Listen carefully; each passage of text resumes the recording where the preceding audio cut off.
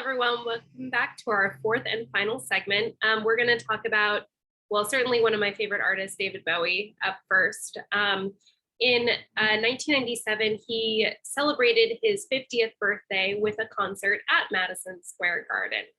For those of you who don't know David Bowie, he has a very interesting trajectory as an artist and has been incredibly influential to a number of different popular music artists.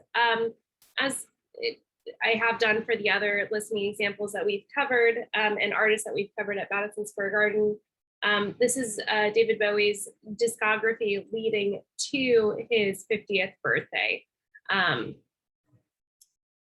Really versatile artist.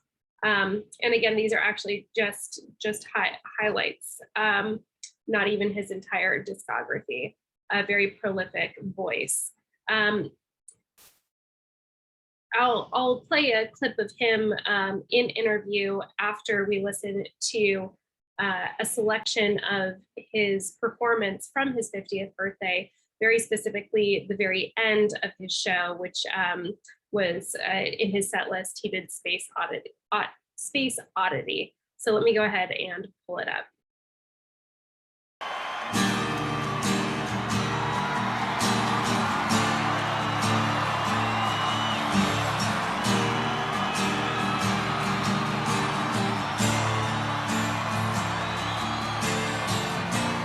Ground control to Major Tom.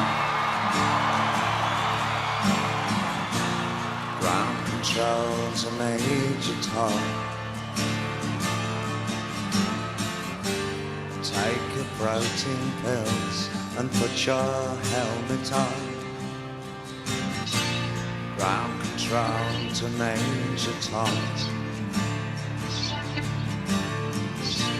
Commencing countdown, engines on. Check ignition and may God's love be with you.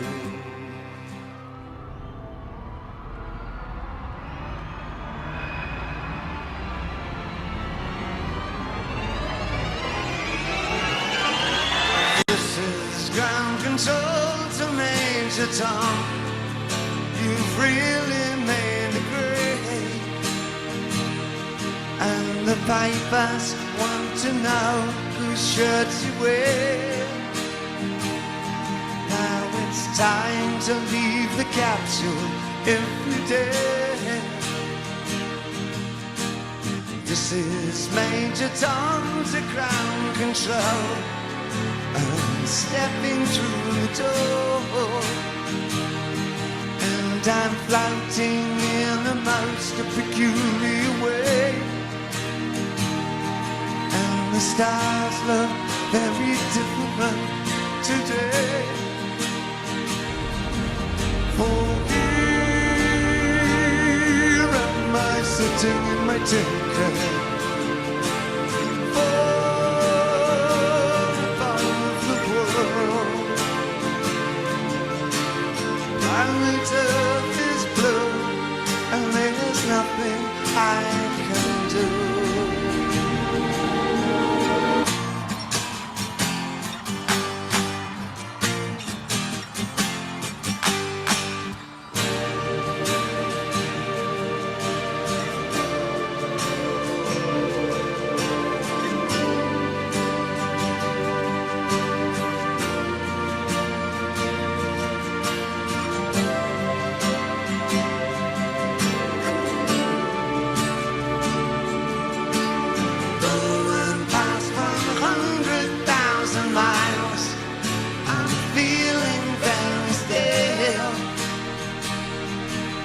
I think my spaceship knows which way to go. Tell my wife I love her very much, she knows. Ground control to Major Tom, your circuit's dead. There's something wrong, can you hear me, Major Tom? Can you hear me, Major Tom? Can you hear me?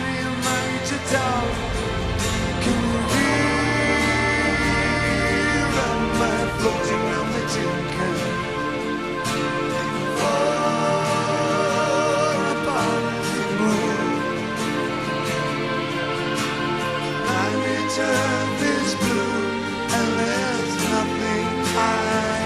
do.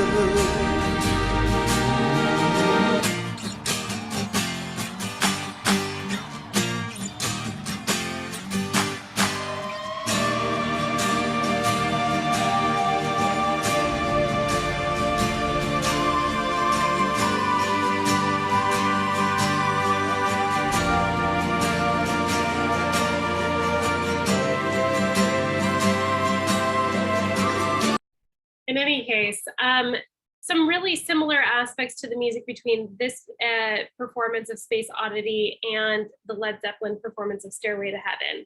It's still mostly homophonic texture, but we're going to have sort of elongated forms, deviations, especially in the beginning there, where we have that huge kind of orchestral climb.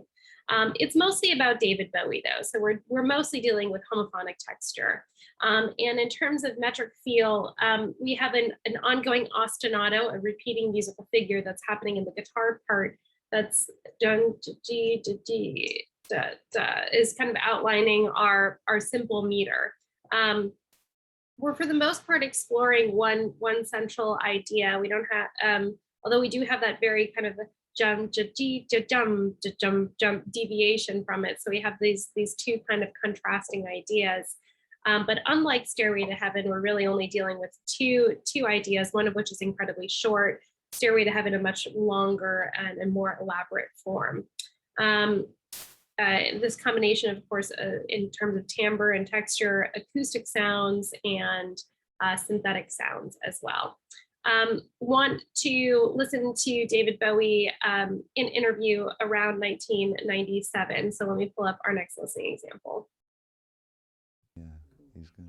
So happy birthday to you. Thank you. How was the show for you? Just the most fantastic thing that I've ever done. It was really good. I was dead worried because it's a huge production that we pulled together in comparatively a short time, in about 10 days, the entire thing. That's band rehearsals and the visuals and everything. And I was getting real nervous before I went out that like the scrim would get stuck and I'd be on the thrust and I wouldn't be able to get back on the stage. Just technical things. As far as the bands who were working with us went, I mean, they were so cooperative. I mean, a lot of them, the ones who were in America at the time, all came up to the dress rehearsals in Hartford and took time out to bother to do all that, you know. And if they hadn't have done that, it wouldn't have been anywhere near as smooth as it was. And they were just great. They were just great. So, you know, recently you did sort of this chat session on AOL. Lots of future techno questions. Yeah. So what was it like to sort of have that direct connection with your audience? Well, it's one that I've maintained both in profile and anonymously for the last couple of years. We've always used the net to get immediate feedback on what we're doing whilst we're on tour. If we put a new song in the show, after the show, within half an hour sometimes, we get immediate feedback on if the song was any good or if it was crap. So it's pretty fantastic in just immediate feedback. And if you go into conversation mode, it's quite interesting to plant misinformation and false rumors and let people deal with it. What were some of the questions they were asking? Can you recall any of them that stood out in your mind? Why did you kill Ziggy? That one unfortunately keeps coming up around the world. It's like you kind of really hope that people have moved on, but it's the inevitable question. But then you get really cool things like, it was so good that, it was great that you did Quicksand. I never thought you'd do that song ever again live. And so it's nice that, you know, you think, well, this is a really obscure song from an album in 1970. I'm sure nobody really cares, you know. And it's just great that, you know, people are responding to maybe some of the quirkier things that I do like that. Well, you released. The rest of this interview is really fascinating. I encourage you to check it out if you happen to have the time and the interest. In trying to keep the class as concise as possible, want to quickly move our attention to talking about Britney Spears, the most recent artist that we will cover for Madison Square Garden. She brought her Circus album to Madison Square Garden. And again, as we've sort of seen, even through the kind of core footage from David Bowie's performance, there's a continuing lean towards the multimedia edge. You know, David Bowie's performance of Space Oddity had lots of interesting projections. We're going to have an even more interesting and theatrical approach to Britney Spears production. So let me go ahead and pull up my lecture notes before we stop talking about Britney Spears specifically. So her circus tour happens in 2009, and it's her 7th concert tour to promote her 6th album titled Circus. The tour ran for a total of 97 shows, and opened with the Pussycat Dolls, which is a pretty cool combination of acts right there. Her discography starts in 1999 with her very classic Baby One More Time, followed quickly by Oops, I Did It Again, and leading to 2008 Circus. So this tour was to promote that new album. Let me go ahead and show you some footage from that concert.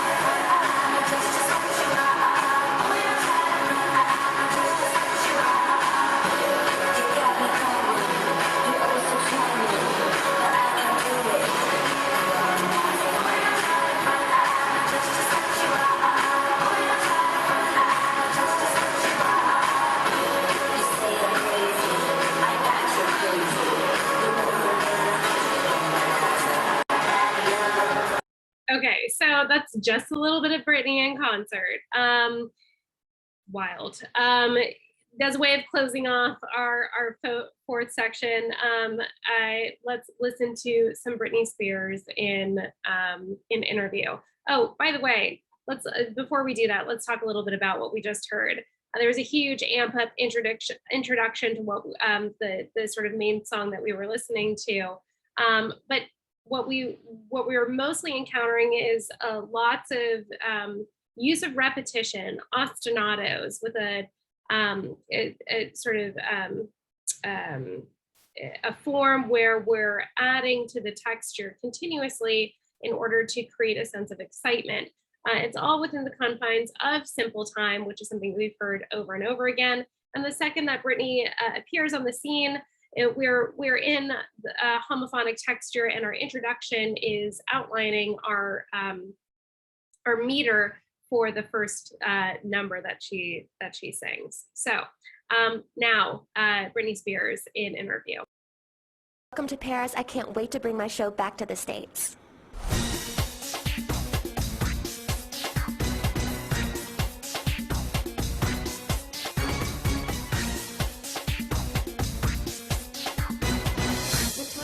Really well so far. I'm having a lot of fun. I'm very excited to be in Paris. It's one of the most beautiful places I've been so far, so it's very cool. I take care of Britney's wardrobe for her and the concerts. Not many people get to see this, but this is her backstage wardrobe and her rack and her closet. Here is her ringleader jacket. She starts the show in this, reveals a corset and bra sequined top, and her high boots. There's also two of us that change her, and someone takes care of the top and someone takes care of the bottom. One works their way down, one works their way up. She makes about 6 changes, and then we also do jacket changes. So we don't count those because they're not full changes. A lot of the dancers also help with the jackets because they do them on stage. She doesn't leave the stage that much. What's the most complicated piece you have to work with? This would be Bollywood. It is very elaborate, lots of chains, lots of things for her hands to get stuck through while you're trying to put it on. And also the bottom has many different holes that we get stuck in. But we have to get her foot through this and then also body through that at the same time and put a shoe on. How do you prevent wardrobe malfunctions? Prevent. You actually would inspect every costume every day, even if you notice that there are no rips, no tears, no seams coming apart, you pull on everything. So every day I pull on this, make sure nothing's coming apart, make sure there's no holes anywhere, and I will do that with every costume to prevent something happening. Pull on snaps, pull on, hook and eyes. I think that she likes to put her own input in some, and we did a lot of changes. A song called Mannequin that we're putting in the show, which I'm really, really excited about, and so it should be interesting. We've changed up a couple of numbers in the show, so that's going to change it up a lot and make it a lot more fun for me and the dancers and stuff, so it'll be cool. You have to update it, otherwise it gets really boring. We're introducing a new number tonight, Mannequin. Britney has designed all of the clothes and was very particular in doing yellow tank tops with a B on the front with the rhinestones and a more casual look. Chase is going to tell you a little bit more about the male dancers, and Tiana is going to tell you about the female dancers and how Britney has designed their looks as well. So, of course, every artist has different levels of input in regards to, what I'm going to call the overall theatrics of the show. But what we've seen is a general trend to moving towards a preference to doing a full-on kind of almost Broadway-esque theatrical production. So interesting, because I think, there's, especially when in thinking about the recording industry and when you've gone to see acts that you admire in concert, I'm sure that you hope that you get to hear something of that you like and that it resembles the recording that you listen to. And I think that as we encounter more music videos and music videos that are tied with audio releases, that we are more demanding on the visual content, also agreeing with how we consume this medium initially. So just a trend to kind of look out for and pay attention to. But a huge stadium, again, with this very circular kind of all-encompassed surrounding, that gives Madison Square Garden a very particular feel as opposed to other venues. And with it seating 20,000 individuals, is really pays an homage to the success of a particular artist if they can fill that space. So if you haven't been to Madison Square Garden, perhaps go in the next couple of years if you feel safe, before they are eventually removed from their location now. Again, they've had a long history of moving locations, so very interested to see where that venue travels to next. We're going to continue our discussion of destinations when I see you next time. But for now, that's all. So I will see you tomorrow.